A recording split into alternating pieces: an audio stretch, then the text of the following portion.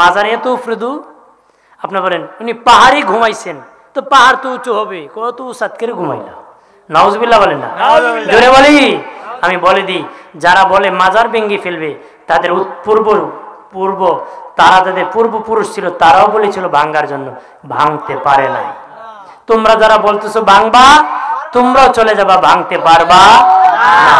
এদের কথা হলো ফেরাউনের মাজার নাই, এজিদের মাজার নাই, শাহজালালের মাজার খেয়ে থাকতো।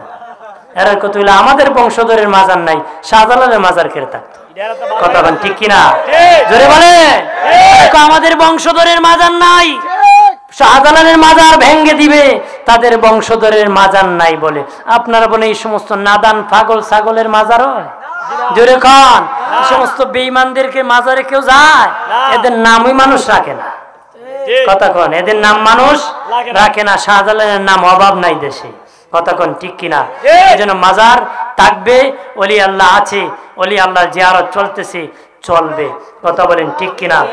বন্ধ করতে পারবে না? পারবে না। হাজির এইদিকে আমরা খেয়াল করব, যে ভণ্ডামি করে ভণ্ডদেরকে দূর করবেন। আমাদের মধ্যে যদি কেউ ভণ্ডামি করে তারও ছাড় নাই। কথা বলেন, আমরা আহলে সুন্নাত ওয়াল জামাত সহিহ আকীদা নবীর উত্তরসূরি সাহাবীর জামাতের অনুসরণ করি। আমরা কোনো ভণ্ডকে ছাড় দিব না। আমরা সুন্নি সহিহ আকীদার উপর থাকবো। আল্লাহ কবুল করুক, জোরে বলে আমিন।